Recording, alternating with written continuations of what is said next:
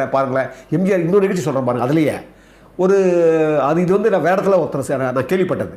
அவர் எம்ஜிஆர் என்ன பண்ணுவாராம், இந்த அப்போல்லாம் பிளைமோத் கார் வச்சுருந்தாராம். அதை போலவே அதே கோடம்பாக்கத்தில் வந்து அவர் வந்து நிறுத்தினாராம். நிறுத்தி அன்னைக்கு வெளியே வரலையா அவங்க, ஏதோ சீக்கிரம் போகணும்னு சொல்லிட்டு ஏதோ எழுதிட்டு படிச்சுட்டு இருந்தாராம்.